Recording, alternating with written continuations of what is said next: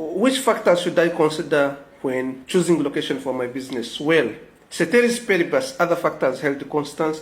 You're supposed to put two things into consideration when you are choosing a good location for your business. Number one is where your raw materials are, and number two is accessibility to market.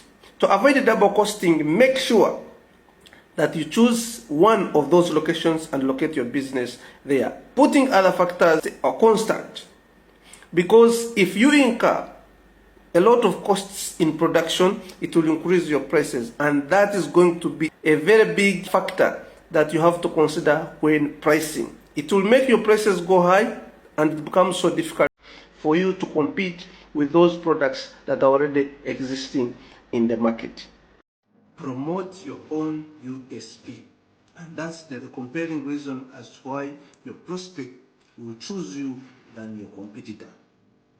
That will attract the maximum customers to come in your business, simply because you are offering something unique. You have a specific service that no one else offers in the whole business industry. So try to be unique in everything that you're doing, so that your customers should see the reason as to why they need to do business with you than your neighbor, than your friend, than your competitor. Sales is a key factor when you want to start your business. Many people say location is key, but there are people who don't even have location. They have online businesses. Some other people say, capital is the biggest thing that I need in order to start my business. My friend, there are a lot of people outside there who are running their businesses and they don't have their own money. Some other people say, it must be skills. I want to tell you this, that there are many people outside there who gets a concept, gets an idea, and gives it to competent people to run their businesses. So a lot of excuses are there. We bring them to our own selves. But the truth is that if you know how to sell, quality is a big issue. Price is a big issue. Capital is a big issue. But without sales, even if you manage to get all these important things, including location, there is no business that can sustain or can survive without maximizing sales. So, when you are starting your business, make sure market research must be given a lot of your key attention, because it will determine whether you survive in that business or not. It's not your stock, it's not your location, it's not how much you start with, but how much you can manage to sell and how much profits you make on each sale that you make. That will help you survive in your business. Think about sales always. Well, ladies and gentlemen, there is no business that can survive if you don't know how to sell. You either sell your products yourself or someone else does it for you. In the presence of enough capital, in the presence of a good location, in the presence of quality products, there is no business that can survive if you cannot close a sale.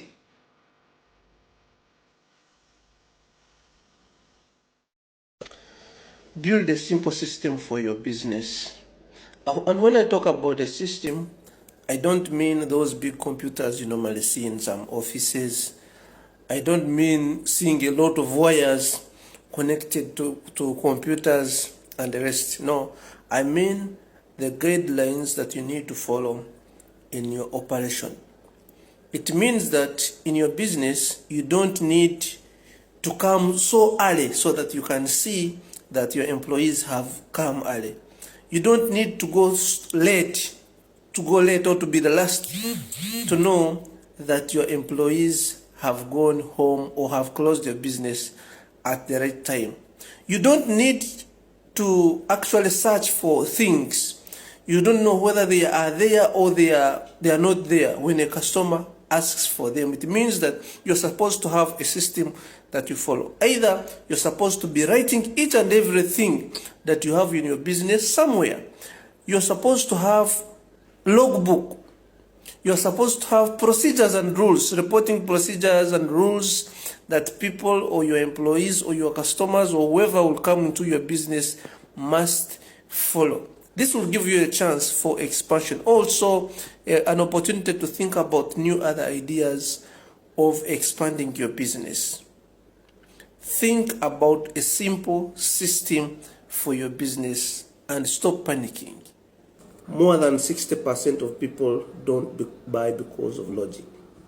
Many people outside there buy things that they buy because of emotions, greed, fear, escape, and generosity. So you have to make sure that you target people's emotions when you are selling something. There is no way the society will jump that trick because emotions drive almost 90% of our decisions. If you have been having a business and it has been so hard for you to make sales, listen to this video. There are 6 things I want you to do for me. Number 1, target a specific niche. You should know exactly which kind of people you are looking for, which kind of customers you are looking for. This will help you to reduce costs and unnecessary costs, because if you know the specific kind of customers that you're dealing with, it will help you to directly strategize an advertisement and doing other things, reducing costs. Number 2, promote your own USP, and that's the unique selling proposition. Make sure that there is something extra that you do in the market and no one else among your competitors does it.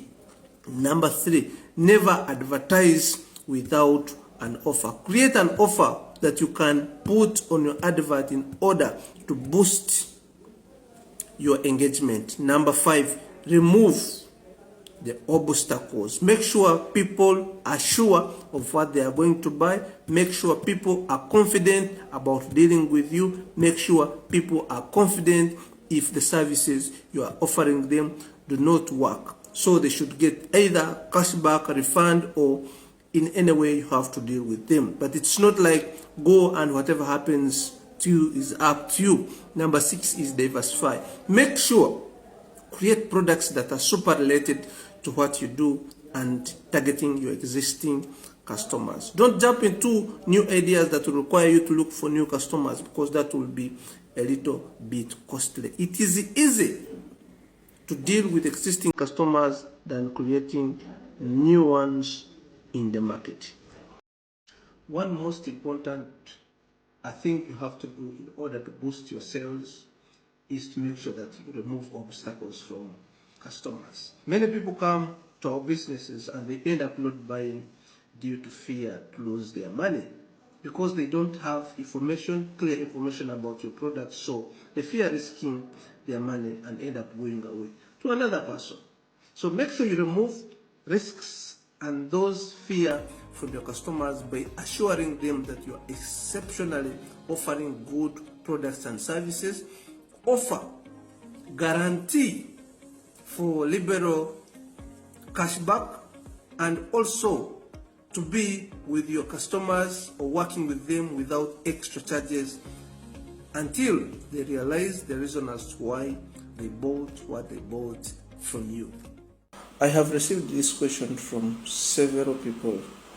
There is a friend of mine who asked me that he has been with people in school and people are living the average life.